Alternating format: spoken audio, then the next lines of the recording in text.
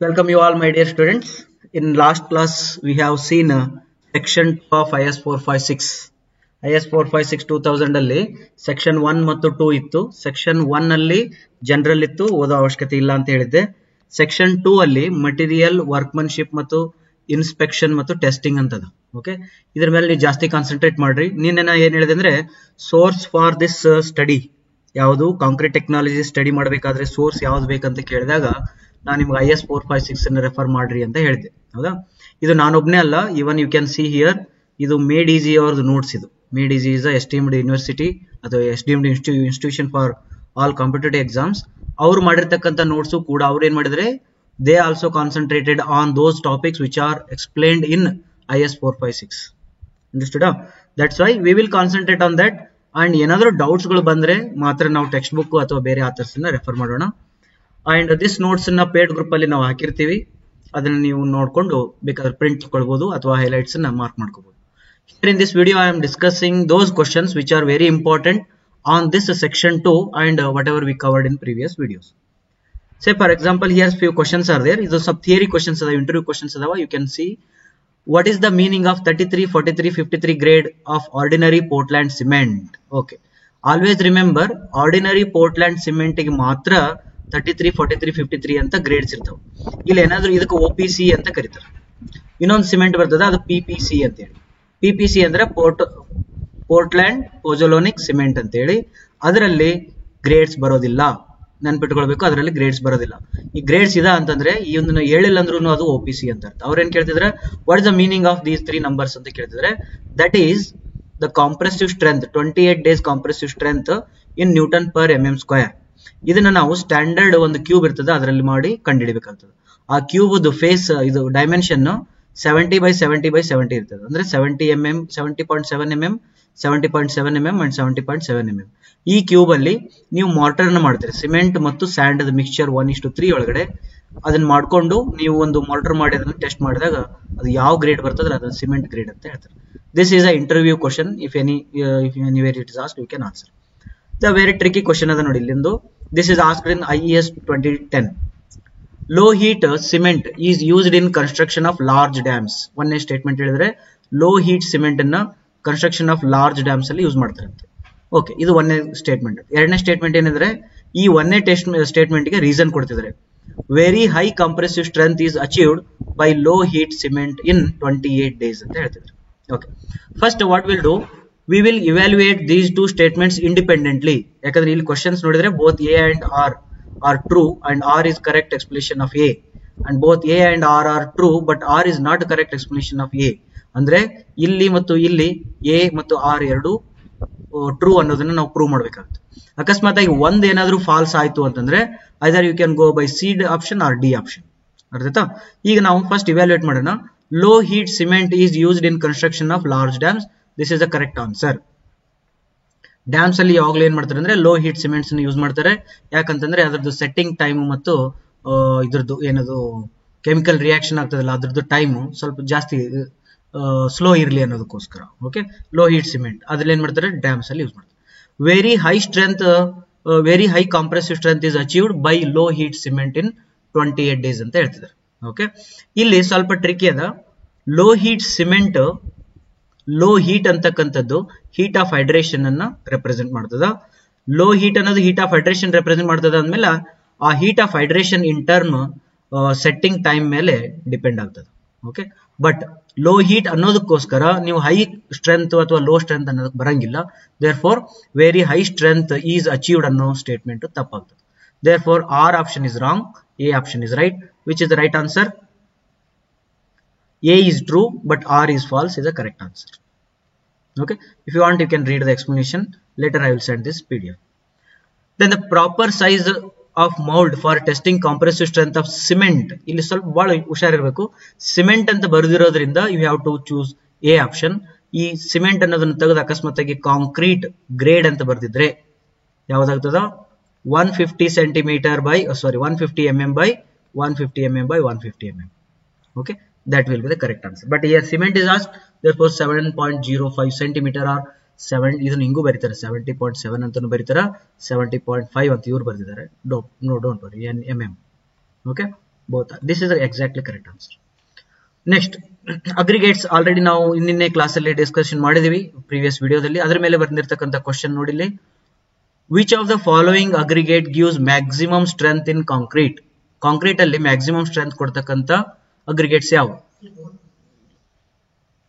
Okay, the first option is rounded aggregate, second option is elongated aggregate, third option is flaky aggregate, cubical aggregate. Okay, ನಾವು first elimination ಮಾಡೋಣ. ಈ elimination ಮಾಡಬೇಕಾದ್ರೆ ನೀವು correct ಆಗಿ ಓದ್ಕೋಬೇಕು. ಇಲ್ಲಿ elongation and ಫ್ಲೇಕಿನೆಸ್ ಏನದಲ್ಲ, flaky aggregates ಏನದಲ್ಲ, ಇವುಗಳನ್ನ ನಾವು ಟ್ರಾನ್ಸ್ಪೋರ್ಟೇಷನ್ ಅಲ್ಲಿ ಯೂಸ್ ಮಾಡ್ತೀವಿ. ಓಕೆ, ಈ ವರ್ಡ್ಸ್ ಗಳನ್ನ, ಅಗ್ರಿಗೇಟ್ಸ್ ಗಳನ್ನೆಲ್ಲ ವರ್ಡ್ಸ್ ಗಳನ್ನ ಟ್ರಾನ್ಸ್ಪೋರ್ಟೇಷನ್ ಅಲ್ಲಿ ಯೂಸ್ ಮಾಡ್ತೀವಿ. ಬಟ್ ಯೂಶುವಲಿ ಇನ್ ಟ್ರಾನ್ಸ್ಪೋರ್ಟೇಷನ್ ಕೂಡ ಎಲಾಂಗೇಟೆಡ್ ಅಗ್ರಿಗೇಟ್ಸ್ ಮತ್ತು ಫ್ಲೇಕಿ ಅಗ್ರಿಗೇಟ್ಸ್ ನ ಯೂಸ್ ಮಾಡಲೇಬಾರದು. Okay, but in concrete technology ಒಳಗೆ ಬಂದ್ರಂತೂ ಇವನ್ನ ಟಚ್ ಮಾಡಬಾರ್ದು, ಇವು ಟಚ್ ಮಾಡಲೇಬಾರದು. ಒಂದೇದಾಯ್ತು. ಎರಡನೇದು ಬರ್ತದೆ ರೌಂಡೆಡ್ ಅಗ್ರಿಗೇಟ್ಸ್. ಅಂದ್ರೆ ಎರಡು ಆಪ್ಷನ್ ಗೋಯಿಂದಾಯ್ತು. ನಾವು rounded aggregates and cubical aggregates ಅದ. ರೌಂಡೆಡ್ ಅಗ್ರಿಗೇಟ್ಸ್ ಅಂದ್ರೆ ಈ ಟೈಪ್ ಇರ್ತದ, ಅವು ಸ್ಲಿಪ್ ಆಗೋ ಚಾನ್ಸಸ್ ಇರ್ತದೆ. ಓಕೆ, ಇವೇನಾಗ್ತಾವ? ಸ್ಲಿಪ್ ಆಗ್ತಾವ, ಇಂಟರ್ ಲಾಕಿಂಗ್ ಇರೋದಿಲ್ಲ. Therefore will avoid this aggregate. Then cubical aggregates ಅಂತಂದ್ರೆ ಹಿಂಗ ಟ್ರಯಾಂಗಲ್ ಶೇಪ್ ಇರ್ತದ ಅಥವಾ ಇರ್ರೆಗ್ಯುಲರ್ ಶೇಪ್ ಇರ್ತದ. ಇವಕ್ಕೆ ಆಂಗ್ಯುಲರ್ ಅಗ್ರಿಗೇಟ್ಸ್ ಅಂತಾನು ಕೂಡ ಕರೀತಾರ. ಈ ರೀತಿ ಇರೋ ಅಗ್ರಿಗೇಟ್ಸ್ ಏನಾಗ್ತಾವ ಅಂತಂದ್ರೆ ಒಂದಕ್ಕೊಂದು ಇಂಟರ್ ಲಾಕಿಂಗ್ ಮಾಡ್ಕೊಂಡು ನಿಮ್ ಕಾಂಕ್ರೀಟ್ ಸ್ಟ್ರೆಂತ್ ನ ಚೆನ್ನಾಗಿ ಕೊಡ್ತವೆ. ಓಕೆ, ಇಲ್ಲಿ ಎಲಾಂಗೇಟೆಡ್ ಅಗ್ರಿಗೇಟ್, ಸಾರಿ ಯಾವ್ದಕ್ ಬಂದಿ ನಾವು, ಕ್ಯೂಬಿಕಲ್ ಅಗ್ರಿಗೇಟ್ಸ್ ಏನದಲ್ಲ, ಈ ಕ್ಯೂಬಿಕಲ್ ಅಗ್ರಿಗೇಟ್ಸ್ ಅಲ್ಲಿ ಇನ್ನೊಂದು ಏನಂತಂದ್ರೆ ಸರ್ಫೇಸ್ ಏರಿಯಾ ಜಾಸ್ತಿ ಇರ್ತದ compare to rounded aggregate. Rounded aggregates ಅಲ್ಲಿ ಸರ್ಫೇಸ್ ಏರಿಯಾ ಕಡಿಮೆ ಇರೋದ್ರಿಂದ ಸ್ವಲ್ಪ cement paste is required to make it bonding, for the bonding. But here more cement content is required, therefore strength is also somewhat good. Therefore cubical aggregate is the correct answer. Next, water ಬಗ್ಗೆನೂ ಕೂಡ ನಿನ್ನೆ ನಾವು discussion ಮಾಡಿದ್ವಿ. ಅದ್ರ ಮೇಲೆ ಏನಾದ್ರು questions ಇದ್ರೆ ನೋಡೋಣ. The first question is consider the following statements.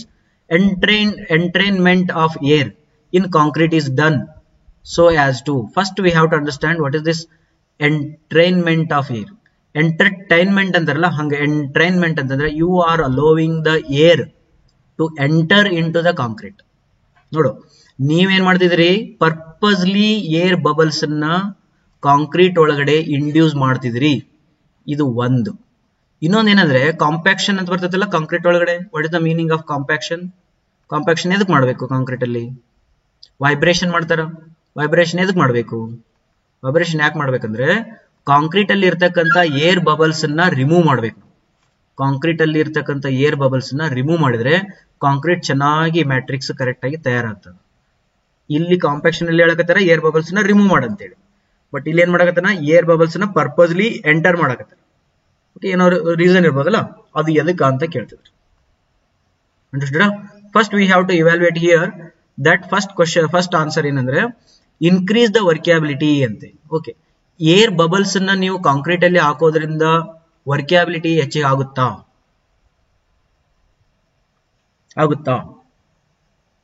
ಆಗುತ್ತೆ. ಯಾಕಂತಂದ್ರೆ air, small air bubbles when they enter into the concrete they act like a ball bearings. Ball bearings ಆಗಿ ಆಕ್ಟ್ ಮಾಡಿ ಒಂದು ಅಗ್ರಿಗೇಟ್ ಇನ್ನೊಂದು ಅಗ್ರಿಗೇಟ್ ನಡವರ್ಕ್ ಅವೆಲ್ಲ ಚೆನ್ನಾಗಿ ಲುಬ್ರಿಕೇಶನ್ ಅನ್ನಂಗಿಲ್ಲ, ball bearing effect ಕೊಟ್ಟು ಅವೇನ್ ಮಾಡ್ತಾವ ಅಂದ್ರ ಕಾಂಕ್ರೀಟ್ ನ ವರ್ಕೇಬಲ್ ಮಾಡ್ತಾವ. ನೀವು ಕಡಿಮೆ ನೀರ್ ಹಾಕಿ ಕಾಂಕ್ರೀಟ್ ಮಾಡಿದ್ರಿ ಅಂದ್ರೆ ಅದು ವರ್ಕೇಬಲ್ ಇರಂಗಿಲ್ಲ. ಅಂತ ಟೈಮ್ ಅಲ್ಲಿ ನೀರ ಜಾಸ್ತಿ ಹಾಕಕ್ ನೀವು ಪರ್ಮಿಷನ್ ಇಲ್ಲ. ಅಂತ ಟೈಮ್ ನಲ್ಲಿ ಎಂಟ್ರೈನ್ಡ್ ಏರ್ ಅನ್ನ ನೀವು ಹಾಕ್ಬಹುದು. ರೈಟಾ? ಓಕೆ, ಇದು ಒಂದೇದು ಕರೆಕ್ಟ್ ಆಯ್ತು. ಇನ್ಕ್ರೀಸ್ ದ ಸ್ಟ್ರೆಂತ್ ಅಂತ, ನೋ, ಸ್ಟ್ರೆಂತ್ ಜಾಸ್ತಿ ಮಾಡ್ಲಿಕ್ಕೆ ನಾವು ಏರ್ ಬಬಲ್ಸ್ ನ ಹಾಕೋದಿಲ್ಲ. ಏರ್ ಬಬಲ್ಸ್ ಜಾಸ್ತಿ ಇರ್ತದ, ಸ್ಟ್ರೆಂತ್ ಇವನ್ ಕಡಿಮೆ ಆಗ್ತದ. Increase the strength is the wrong answer. Increase the resistance to freezing and thawing ಅಂತ ಹೇಳ್ತಾರೆ. ಹೌದು, increase the resistance to freezing and thawing. Freezing ಅಂತಂದ್ರೆ ಅದರಲ್ಲಿ ಇರ್ತಕ್ಕಂಥ ನೀರು ಒಮ್ಮೆ ಗಟ್ಟಿಯಾಗಿ ಐಸ್ ಆಗ್ತದ. ಥಾಯಿಂಗ್ ಅಂತಂದ್ರೆ ಮತ್ತೆ ಅದು ಫ್ರೀಸಿಂಗ್ ಆಗಿ ಮತ್ತೆ ಅದು ಲಿಕ್ವಿಡ್ ಆಗ್ತದ. ಇದಕ್ಕೆ ಫ್ರೀಸಿಂಗ್ ಅಂಡ್ ಥಾಯಿಂಗ್ ಎಫೆಕ್ಟ್ ಅಂತಾರ. ಅಲ್ಲಿ ಸ್ವಲ್ಪ ವಾಲ್ಯೂಮ್ ಇನ್ಕ್ರೀಸ್ ಡಿಕ್ರೀಸ್ ಆಗ್ತಿರ್ತದ, ಅದ್ರದ್ದು ರೆಸಿಸ್ಟೆನ್ಸ್ ಜಾಸ್ತಿ ಆಗ್ಲಿ ಅಂತಾನು ಕೂಡ ಎಂಟ್ರೈನ್ಡ್ ಏರ್ ನ ಯೂಸ್ ಮಾಡ್ತಾರೆ. Therefore 1 and 3 is the correct answer. 2 ಎಲ್ಲದ ಫಸ್ಟ್ ರಾಂಗ್ ಮಾಡ್ಬಿಡ್ರಿ, this is a wrong answer. Okay, ಆಮೇಲೆ 3 ಬಗ್ಗೆ ನಮ್ಗೆ ಇಲ್ಲಿ ಈ ಆಪ್ಷನ್ ಅಲ್ಲಿ ನೋಡಿ ಓನ್ಲಿ 1 ಅದ, ಇದರಲ್ಲಿ ಓನ್ಲಿ 3 ಅದ. ನಾವು ಆಲ್ರೆಡಿ 1 ಅನ್ನು ಟಿಕ್ ಮಾಡಿರೋದ್ರಿಂದ you can cancel this one. Now you left with 1, 3 or 1. Then 3 is also right answer. Therefore, C is the correct answer. Okay. Now this is a entrainment of air antara. You are concentrating on entrainment of air to increase the workability. But ಇಲ್ಲಿ ಏನಂತಲ್ಲ vibrations ಅಲ್ಲಿ ಏನು air bubble remove ಮಾಡ್ತಾರೆ ಇವಕ್ಕ ಎಂಟ್ರಾಪ್ಡ್ air ಅಂತಾರೆ. ಎಂಟ್ರಾಪ್ಡ್ ಏರ್ಸ್ ಅನ್ನು ಯಾವಾಗಲೂ remove ಮಾಡಬೇಕು ಆಯ್ತಾ. Next consider the following statement. Admixtures are added to concrete. Admixtures ಅನ್ನ ಯಾಕೆ ಆಡ್ ಮಾಡ್ತಾರೆ ಕಾಂಕ್ರೀಟ್ ಅಲ್ಲಿ? ಒಂದು ಇನ್ಕ್ರೀಸ್ ದ ಸ್ಟ್ರೆಂತ್ ಅಂತೆ, ರೆಡ್ಯೂಸ್ ಹೀಟ್ ಆಫ್ ಹೈಡ್ರೇಷನ್ ಅಂತೆ, ಮೂರನೇದು delay the setting of cement ಅಂತೆ, ರೆಡ್ಯೂಸ್ ವಾಟರ್ ಸಿಮೆಂಟ್ ರೇಷಿಯೋ ಅಂತ. ಓಕೆ, ಫಸ್ಟ್ ನಾನು ನಿಮಗೆ ಅಡ್ಮಿಕ್ಸ್ಚರ್ಸ್ ಇನ್ನೊಂದು ಕ್ಲಾಸಿಫಿಕೇಶನ್ ಹೇಳ್ತೀನಿ. ಅಡ್ಮಿಕ್ಸ್ಚರ್ಸ್ ಏನಿದಾವಲ್ಲ ಅವು ನಿಮಗೆ 3 ಟೈಪ್ಸ್ ಸಿಗ್ತದೆ. ದ ಫಸ್ಟ್ ಒನ್ ಅಂದ್ರೆ ಪ್ಲಾಸ್ಟಿಸೈಸರ್ಸ್ ಅಂತೇಳಿ. ಪ್ಲಾಸ್ಟಿಸೈಸರ್ಸ್ ಅಂತಂದ್ರೆ ಆ ವಾಟರ್ ಸಿಮೆಂಟ್ ರೇಷಿಯೋ ಇರ್ತದಲ್ಲ ಅಥವಾ ವಾಟರ್ ಕಂಟೆಂಟ್ ಏನಿರ್ತಲ್ಲ ಅದನ್ನ ರೆಡ್ಯೂಸ್ ಮಾಡಿ ಮಟೀರಿಯಲ್ ಅನ್ನ ಮ್ಯಾಟ್ರಿಕ್ಸ್ ಅನ್ನ ಮೋರ್ ಪ್ಲಾಸ್ಟಿಕ್ ಮಾಡೋದು. ಮೋರ್ ಪ್ಲಾಸ್ಟಿಕ್ ಅಂದ್ರೆ you can give any shape to the concrete. Okay, ಅದನ್ನ ಯಾವ ರೀತಿ ಆದ್ರೂ ಶೇಪ್ ಕೊಡಬಹುದು ನೀವು. ಅದಕ್ಕೆ ಪ್ಲಾಸ್ಟಿಸೈಸರ್ಸ್ ಯೂಸ್ ಮಾಡ್ತಾರೆ. ಅಂದ್ರೆ ಟು ರೆಡ್ಯೂಸ್ ವಾಟರ್ ಅಥವಾ ವಾಟರ್ ರೆಡ್ಯೂಸರ್. ದಿಸ್ ಇಸ್ ಒಂದು. ಎರಡನೇದೇನಂತಾರೆ ರಿಟಾರ್ಡರ್ಸ್ ಅಂತಾರೆ. ರಿಟಾರ್ಡರ್ಸ್ ಅಂತಂದ್ರೆ ಹೀಟ್ ಆಫ್ ಹೈಡ್ರೇಷನ್ ಅಥವಾ ಸೆಟ್ಟಿಂಗ್ ಟೈಮ್ ಅನ್ನ ಕಡಿಮೆ ಮಾಡೋದು. ಜಾಸ್ತಿ ತನಕ ಅದು ನಿಮಗ ವರ್ಕೇಬಲ್ ಇರಬೇಕು ಕಾಂಕ್ರೀಟ್ ಮತ್ತು ಸ್ಟ್ರೆಂತ್ ಗೇನ್ ಆಗೋದು ಲೇಟ್ ಆಗ್ತದೆ. ನೆಕ್ಸ್ಟ್ ಬರ್ತದೆ ಆಕ್ಸಿಲರೇಟರ್ಸ್. ಆಕ್ಸಿಲರೇಟರ್ಸ್ ಅಂದ್ರೆ ಕ್ವಿಕ್ಲಿ ಸೆಟ್ ಆಗ್ಬೇಕು ಸಿಮೆಂಟ್. ಹಿಂಗ ನೀರೊಳಗೆ ಹಾಕಿದ ತಕ್ಷಣ ಅಥವಾ ಯಾವ್ದೋ ಒಂದು ಜಾಗದಲ್ಲಿ ಹಾಕಿದ ತಕ್ಷಣ ಸಿಮೆಂಟ್ ಸೆಟ್ ಆಗ್ಲಿಕ್ಕೆ ಶುರು ಆಗ್ಬೇಕು, ಕ್ವಿಕ್ ಆಗಿ ಆಗ್ಬೇಕು. ಕ್ವಿಕ್ ಆಗಿ ಆಗ್ಬೇಕಿತ್ತು ಅಂತಂದ್ರೆ ಆಕ್ಸಿಲರೇಟರ್ಸ್ ನ ಆಡ್ ಮಾಡ್ರಿ. ಲೇಟ್ ಆಗಿ ಸೆಟ್ ಆಗ್ಬೇಕಿತ್ತು ಅಂದ್ರೆ ರಿಟಾರ್ಡರ್ಸ್ ನ ಆಡ್ ಮಾಡ್ರಿ. ಮತ್ತೆ ವಾಟರ್ ರೆಡ್ಯೂಸ್ ಮಾಡ್ಬೇಕಿತ್ತು ಅನ್ನೋದಾದ್ರ ಪ್ಲಾಸ್ಟಿಸೈಸರ್ಸ್ ನ ಯೂಸ್ ಮಾಡ್ರಿ. ಓಕೆ, ಇಲ್ಲಿ ಇಷ್ಟರೊಳಗಡೆ ನಾ ಏನಾದ್ರು ಸ್ಟ್ರೆಂತ್ ಬಗ್ಗೆ ಮಾತಾಡಿದಿನ? ಇಲ್ಲ. ಅಂದ್ರೆ ಅಡ್ಮಿಕ್ಸ್ಚರ್ಸ್ ಅನ್ನ ಆಡ್ ಮಾಡೋದು ಸ್ಟ್ರೆಂತ್ ಜಾಸ್ತಿ ಬರ್ಲಿ ಅಂತಲ್ಲ.